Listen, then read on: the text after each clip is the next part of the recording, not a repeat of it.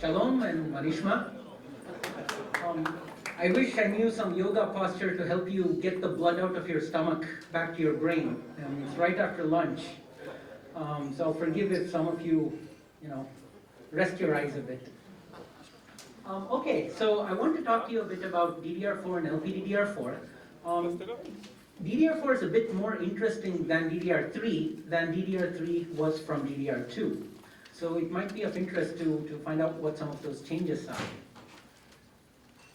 So what I'm going to do is I'm going to start off with an overview.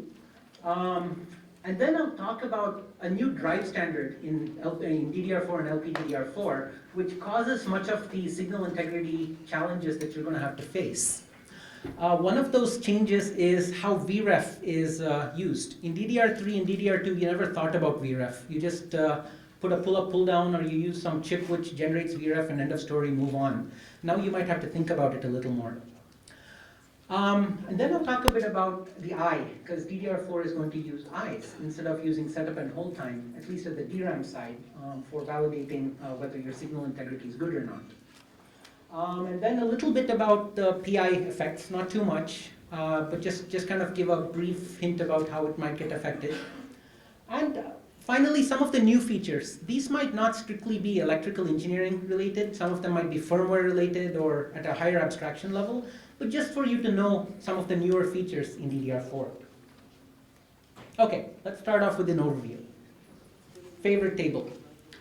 So as usual, when you go from one generation to the next, two of the big factors that are always pushing these things is you need to go faster and you have to go with less power. These are the two big challenges.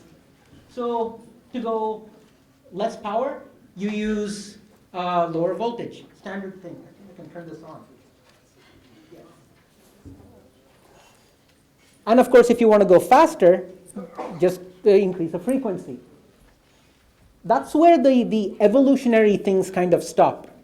Because some of the other things, such as using an internal VREF, the way that DQ is validated and so on, they're more, I guess you could call them revolutionary rather than evolutionary. It's not an obvious extrapolation from DDR2 to DDR3 to DDR4. I'll be talking about many of these things shortly. This should be LPDDR3 versus LPDDR4. Very similar. It's trying to go faster. It's trying to use less power. Similar kind of strategies. It's going with higher clock speed, with lower voltages, and a different interface, which I'll talk about in a minute. And from just an evolutionary perspective, if you're using LPDDR2 or DDR2 or maybe even DDR3, just from an evolutionary perspective, if you look at the I mask size from LPDDR1 to LPDDR4, this is what you're going to be working with. The board jitter isn't giving up.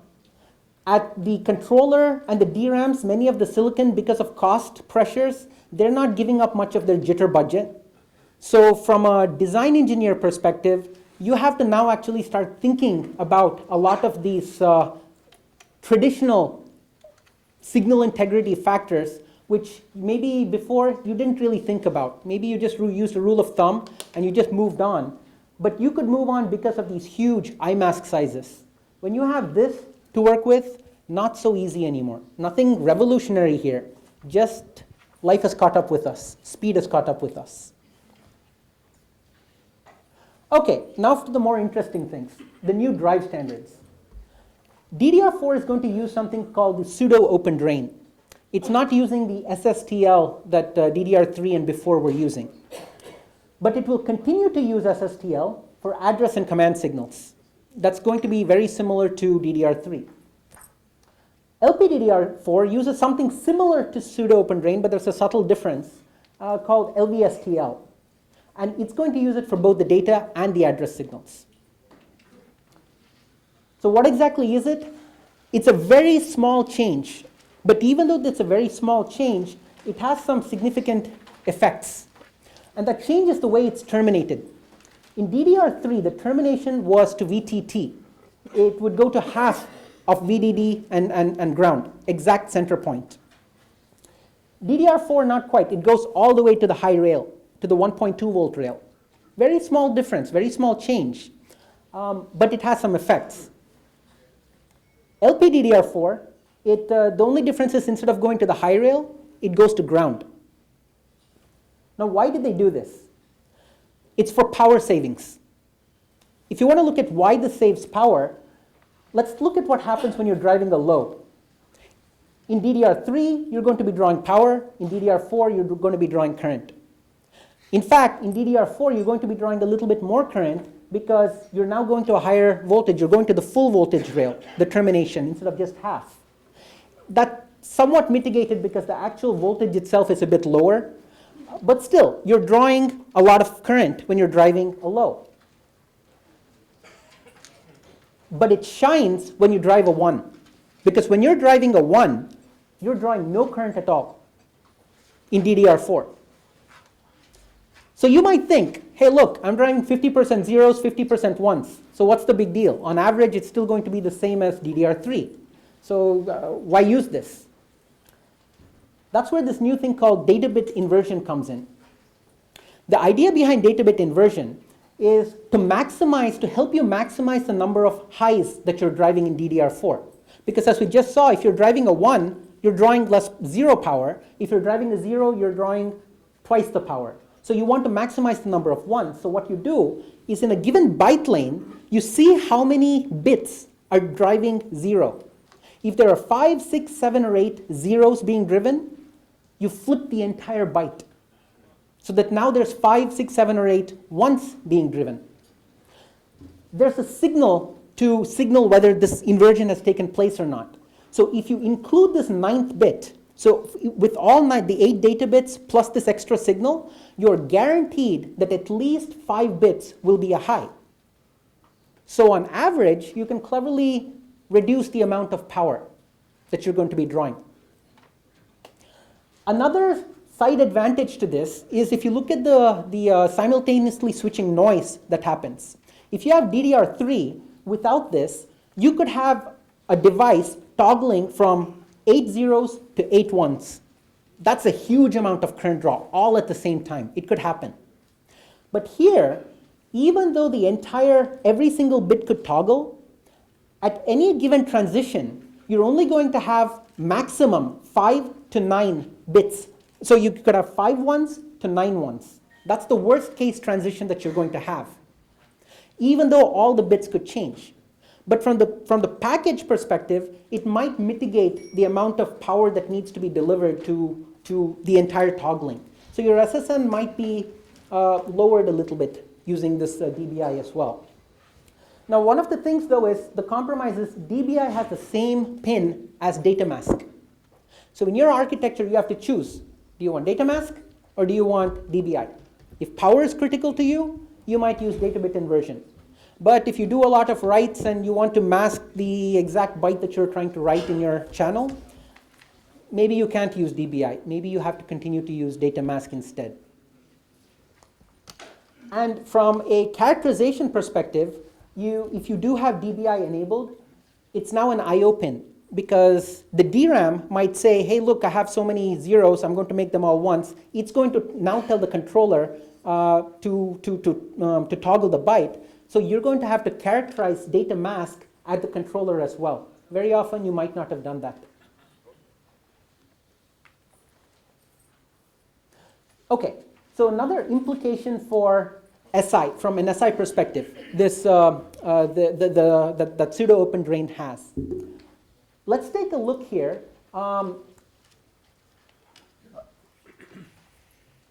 Let's take a look here at what happens at the receiver with DDR3 and DDR4.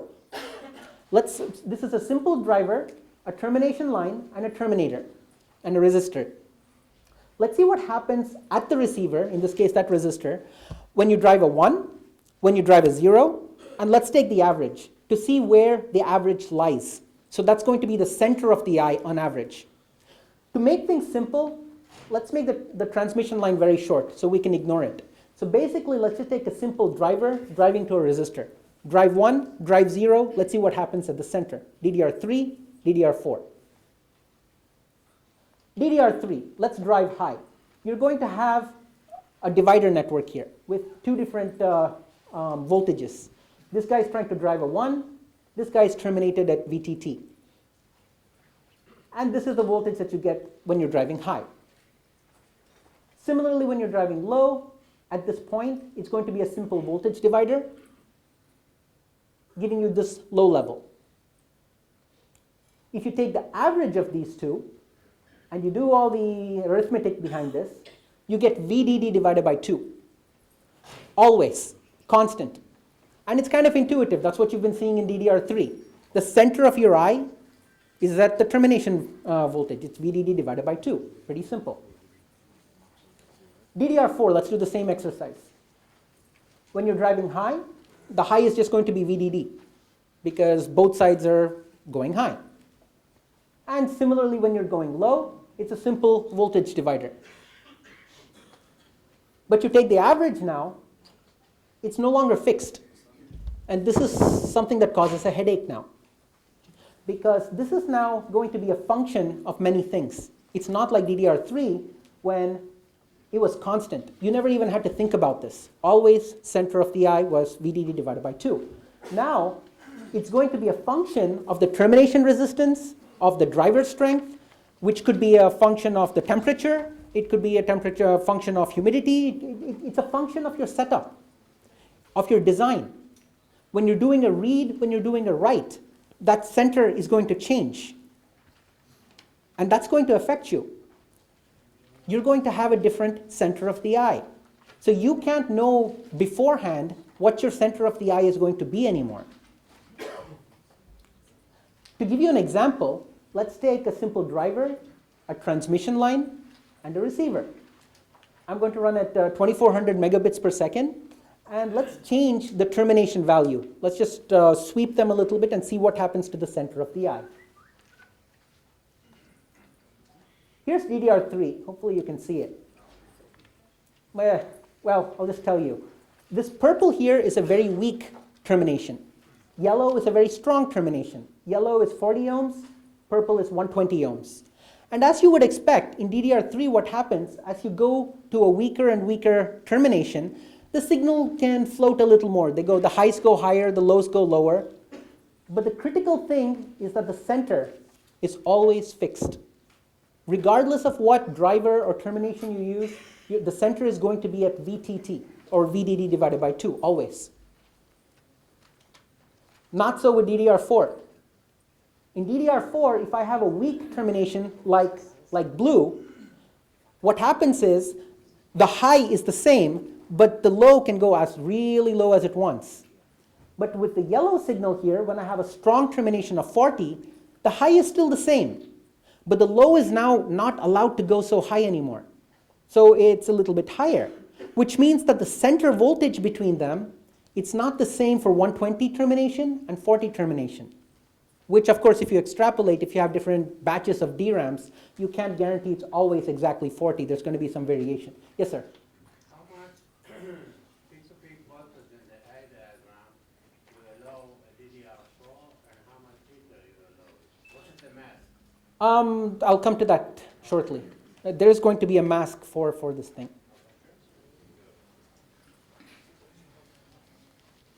Similarly for LPDDR4.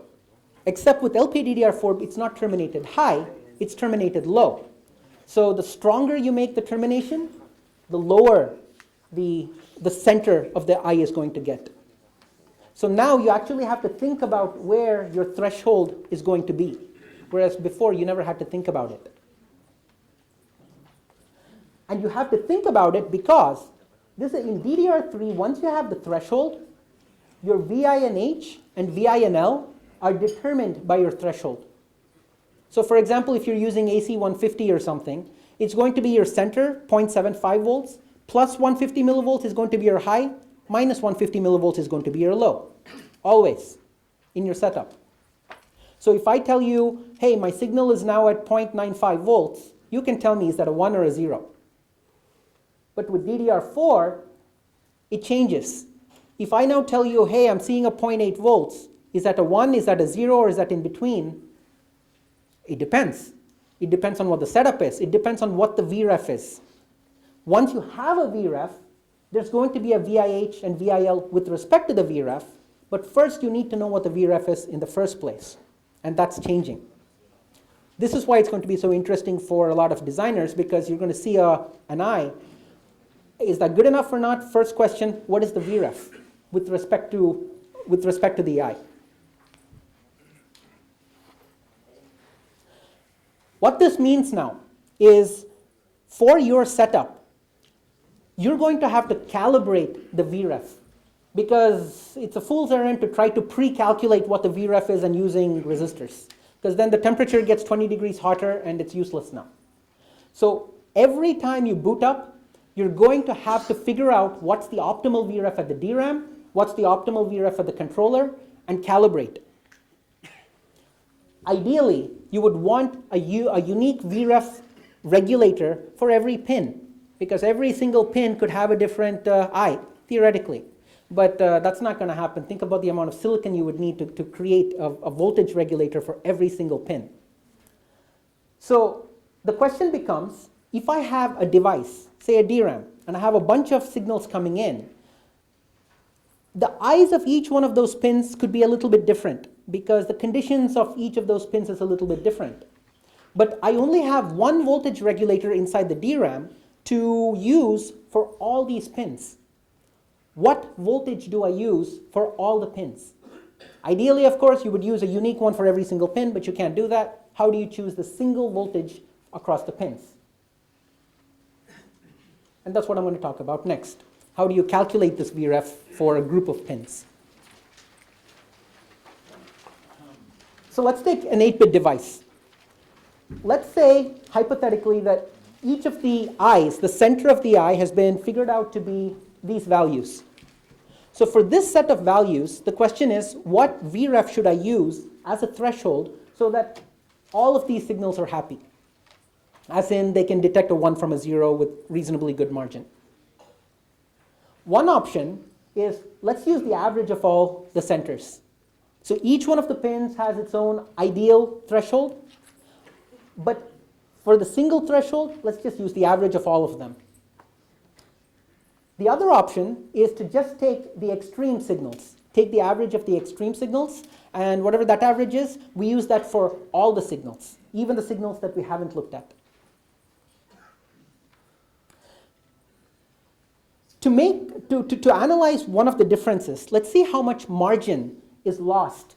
Because when let's say, for example, I'm a pin and I have an I, and my ideal threshold is, say, 500 millivolts, but the device says use 450 millivolts instead, I'm losing some margin, because that's not my optimal threshold. I'm going to lose the margin either on a high or on a low. Let's see how much average margin is lost with the two different options.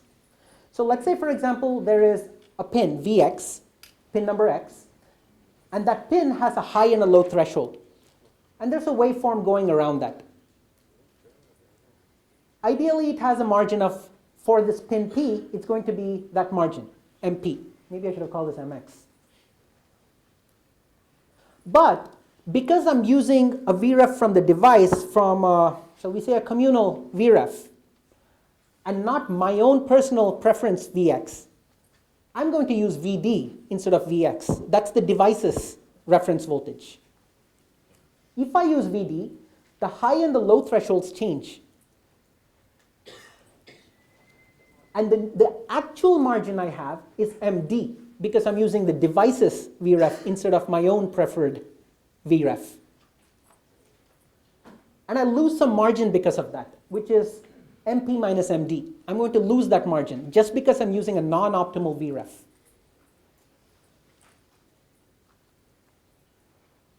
So based on that, let's compare what happens if I use the average of all the pins as the VREF versus just the extremes as the VREF, the two different algorithms that you could use.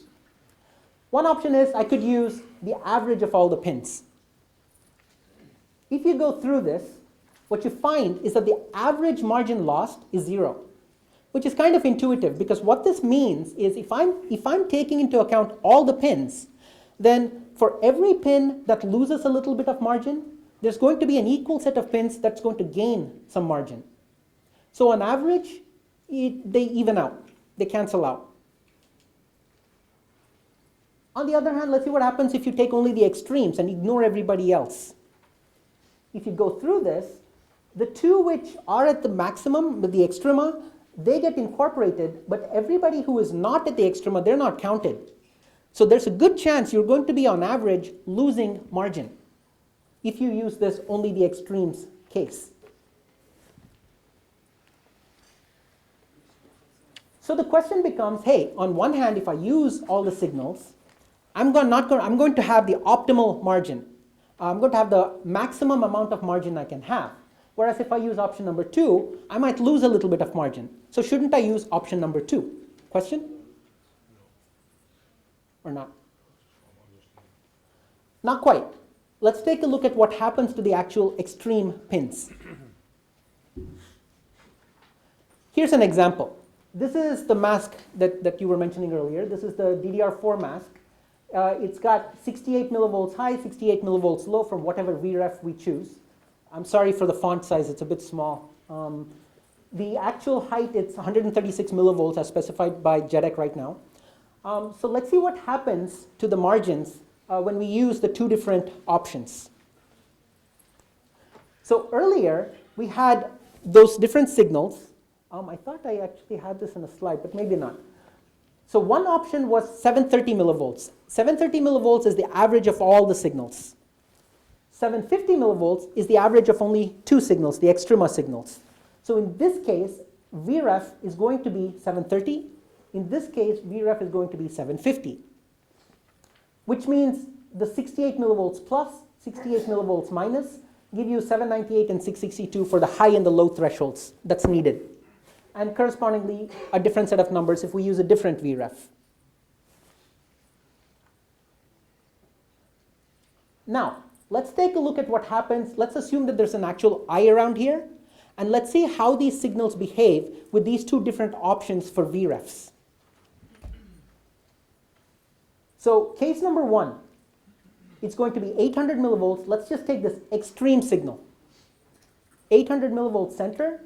It's swinging 260 millivolts total, so 130 plus, 130 minus.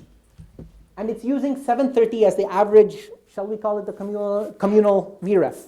730 millivolts. High is wonderful. On the high, it's got awesome margin. But on the low, it fails.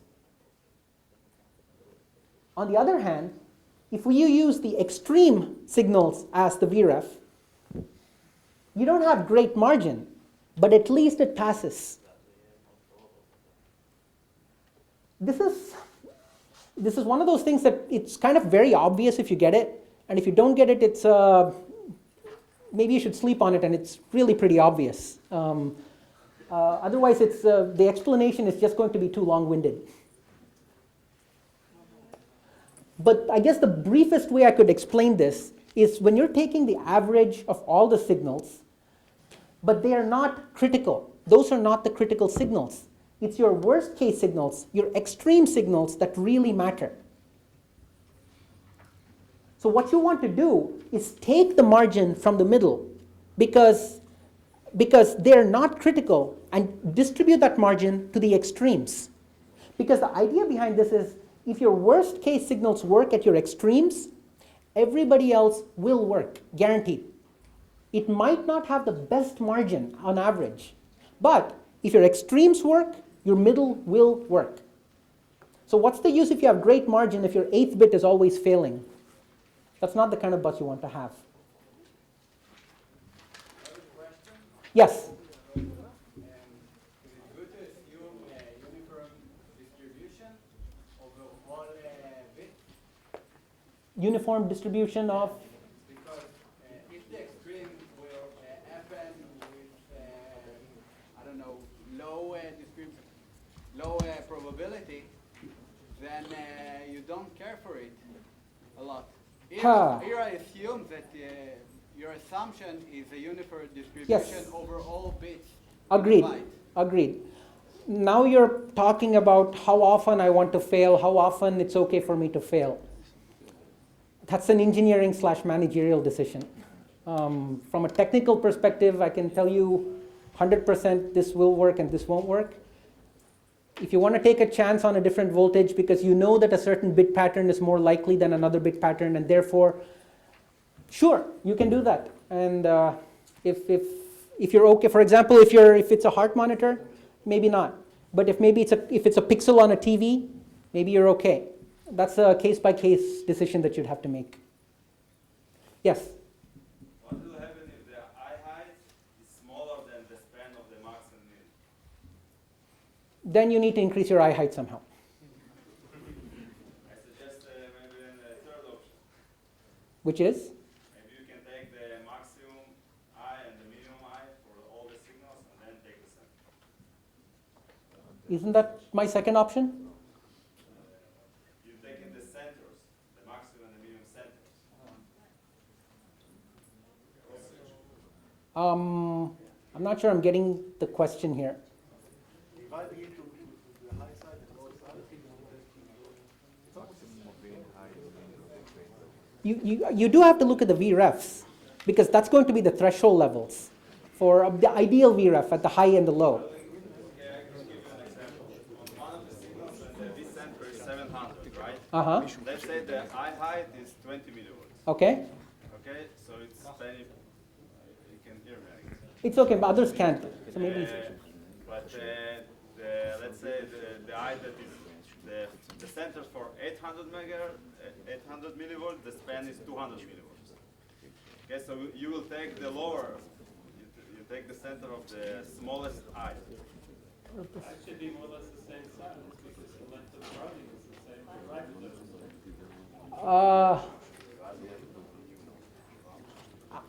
rifles. Maybe we should take this offline, because I can't quite follow exactly what you're asking. So, but let's talk after this.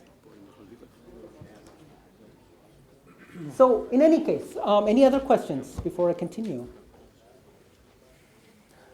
So, in JEDEC, which remember, JEDEC only defines the DRAMs. They don't define anything for the controllers. Every controller vendor has their own methodology to do whatever they want. From a DRAM's perspective, this is exactly what they specify.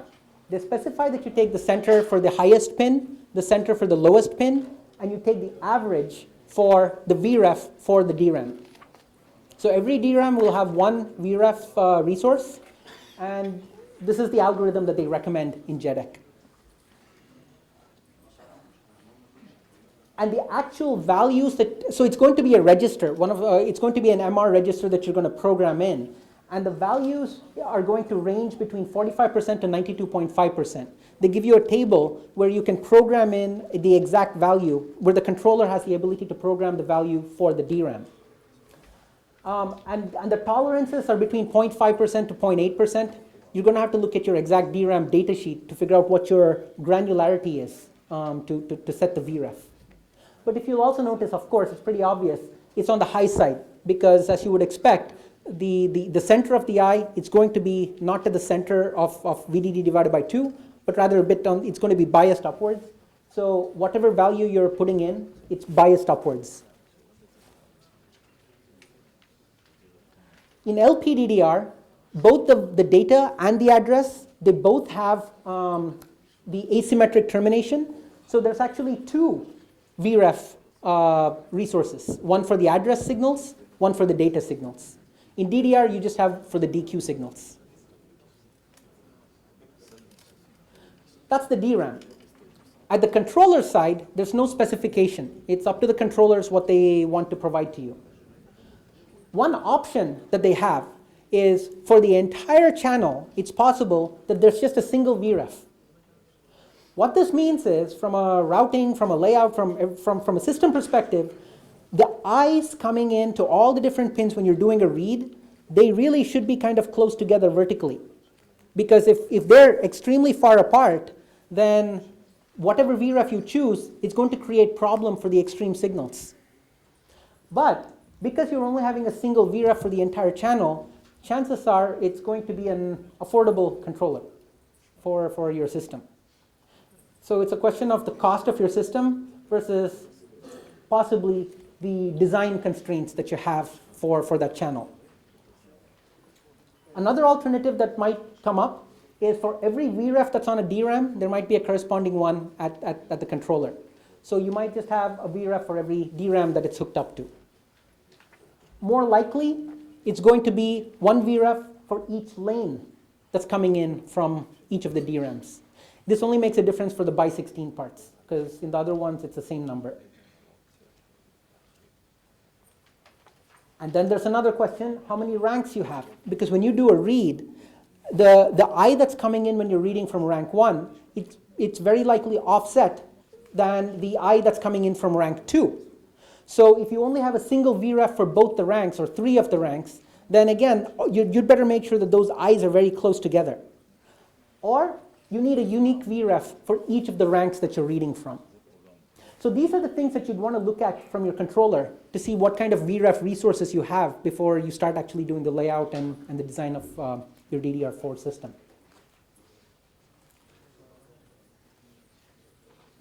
Okay, so another change that's happened is it's going to use I measurements rather than setup and hold times like in DDR3. This is borrowed from SerDes. It's trying to use an I mask, but one of the big differences, there's no self-clock. There's not an embedded clock in the data stream. You still have an explicit DQS clocking in the DQ signals. So when you do a simulation or when you do a probe measurement, you can't just simply wrap around at the appropriate picosecond.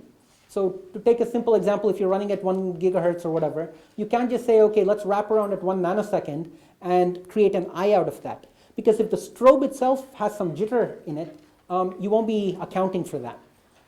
So if you're used to SerDes and you're used to getting your own clock out from the embedded clock, you can't do that. And if you're used to just taking a single signal and wrapping it around at a frequency, you can't do that either. You have to explicitly have a DQS.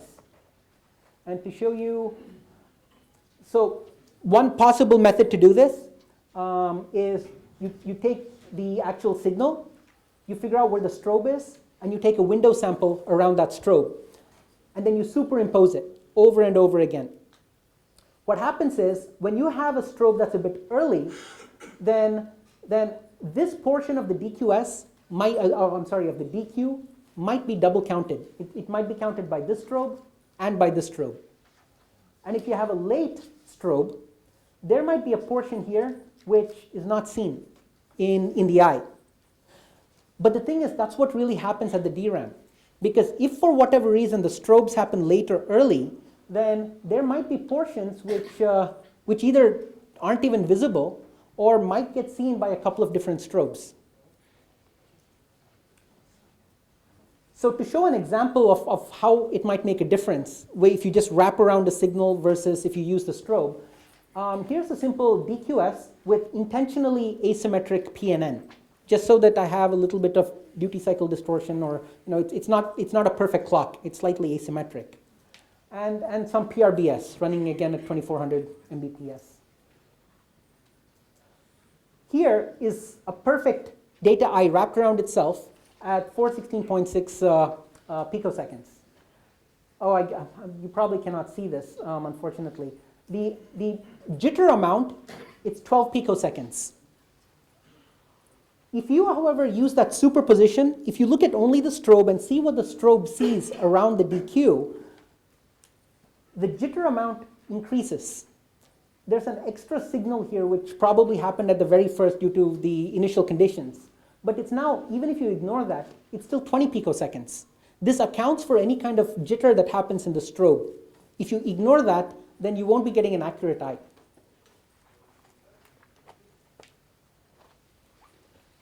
So some of the new eye measurements that are going to be specified in DDR4 and LPDDR4. So there's this, it's a rectangular eye mask, but there's a region called the random jitter. This is somewhat of a confusing term. This random jitter is not talking about the random jitter of the signal itself. What this random jitter is trying to specify is the probability that the DRAM will misinterpret a good signal. What this means is, let's say there's a signal that's outside this eye mask. What you might assume is, look, if it's outside the eye mask, I'm going to correctly transfer my data. If it's crossing the eye mask, failed data. But there's a probability that even if the signal is well outside the eye mask, that because of jitter inside the DRAM might misinterpret that data. That's what this random jitter is trying to model. It's trying to say, it's trying to give you a bit error rate at a given distribution for what the probability of misinterpreting is at the DRAM. The problem is it's not yet totally well defined for various reasons. And right now the compromise that's come out is that this random region is zeroed out. And there's a very good possibility that it's going to stay at 0, which means it's never going to be really implemented. But if it is, what you would need to know is it's not talking about the jitter of the signal itself. It's about the jitter inside the DRAM, the probability of it misinterpreting the signal. Other than that, it's pretty traditional. You're going to have an eye height, which is specified in the specs, and you're going to have a width, which is specified in the specs. Yes? Doesn't that mean that we need to use the outer barrier of this mask? And then what's the meaning for the inner? Yes, except that the outer is equal to the inner right now, and it's probably going to stay like that. Oh, yes. He's asking, doesn't that mean that we have to use the outer part of the eye rather than the inner part of the eye? The inner part is the deterministic jitter. The outer part defines the random jitter at a given bit error rate. But right now the compromise in JEDEC is the outer is equal to the inner. And there is a very good chance that won't change. So it's a compromise like any other committee that might just go forward. What does it mean? Come to JEDEC.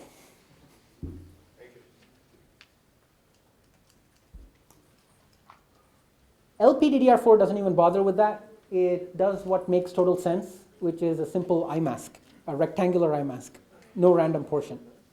Different people in the committee.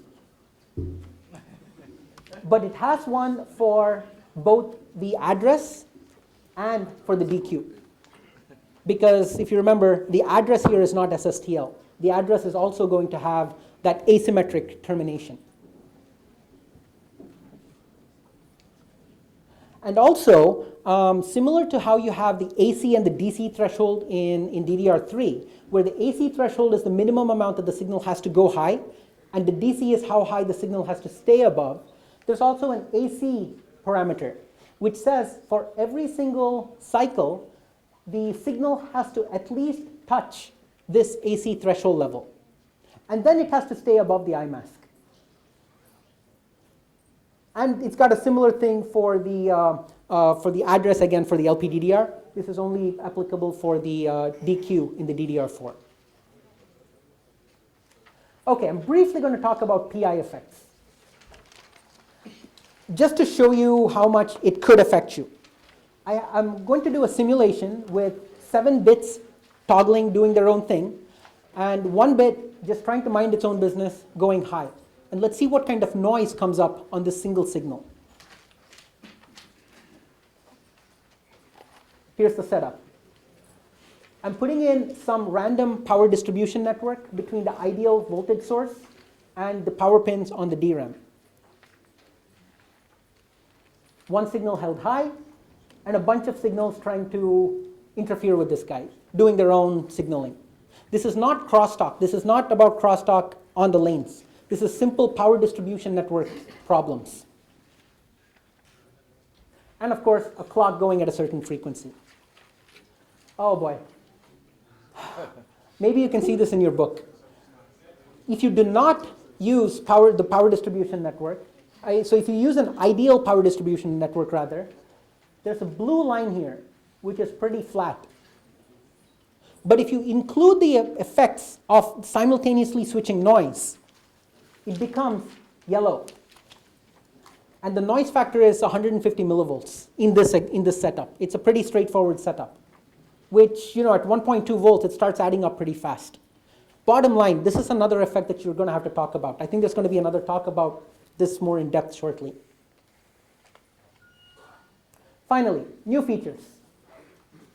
So DDR4 now also has this thing which enables controllers to more easily train intra-lane, not inter-lane. This is similar to right leveling in that right leveling tries to match the DQS with the clock because of flyby routing. Here, this is to help you with routing inside a lane. Maybe one of your DQ signals is a bit long, or maybe one of them is a bit short. So how do you make sure that the I is still matched within the given lane? This helps the controller delay certain DQ signals with respect to its DQS so that all of them can be optimally centered. Some of the DDR3 controllers also offered this, but many of them didn't. In DDR4, it's probably going to be way more common because the chip itself is giving some tools for the controller to calibrate. There's also a division for DDR4 and LPDDR4. LPDDR4 is going towards mobile, such as your phones and the tablets and so on, and DDR4 is going towards the servers. Nobody cares that much about PC anymore. We have to see what happens. And because DDR4 is trying to focus towards servers, and servers care a lot about reliability, serviceability, and so on, there's some features which are built into DDR4 which are very targeted towards servers. Address, for example, has a parity bit now. So when there's a command given to the DRAM and there's a parity error for that DRAM, it won't even execute that command. Instead, it's just going to raise a fault signal back to the controller so that it can retry that command. It also has a CRC block so that it takes in 72 bits and then it does the DRAMs can do a CRC check. And based on the CRC check, it can decline that entire block and again set the fault signal so that the controller can resend that signal. Of course, this takes a little bit of time, but much less time than if you had to do this at a higher level. So this helps servers quite a bit. Another new things which could be annoying for possibly is bank groups. This comes about because the core signals within a DRAM are still running at like 100, 150 megahertz. So, well, to make a long story short, they have bank groups instead of just banks in DRAMs and DDR4, and the access time within a given bank group is longer than if you access two different bank groups. So your firmware or your controller has to try to optimize the number of accesses across bank groups rather than hitting the same bank group over and over again, because that's going to take more time, more latency than if you go across bank groups. There's also a new termination, OTT park. This could be useful when you have multiple ranks, where otherwise one of the ranks might have been no terminated, it might have been high impedance. Now you have an option for, I'm writing to rank 1, maybe my second rank is high impedance, my third rank might be OTT park, which could be some impedance depending on what your SI looks like. More flexibility at these higher frequencies.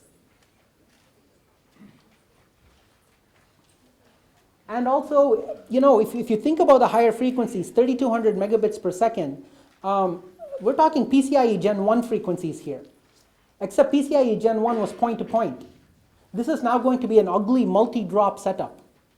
So for the address signals, one of the things that's going to be implemented is a gear down mode, where inside the DRAM, there's an option to divide the clock by 2 for any of the address and command signals. It just helps with the signal integrity. Your setup and hold times are going to be increased by this. Because 3200 megabits per second, multi-drop, that's going to be a super challenge. So might as well slow that down a little bit for the address and commands. And I think that's it. Any questions? Yes? I'm sorry? Gear down mode that you just said, the initial access to the internal registers of DRAM could be done. In the full speed? Yeah, again, You know, that's a good question. I'm not sure of the answer. That's a good point. You know what? I need to look up the answer myself. Don't know.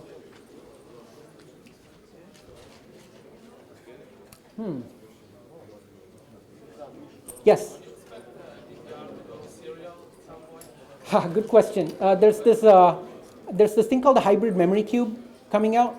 That's serial. I mean, from the DRAM module to the controller, that's going to be serialized. I don't know yet. That's an answer I'm trying to also find. But in my thought process, I don't see how with FR4 this can go much further parallel. It's going to be very difficult. Even with DDR4, it's going to be difficult. So something has to give. Either some other material becomes more common, or maybe it goes serialized. But those are very expensive. So I guess we'll have to see. I'm waiting just like you.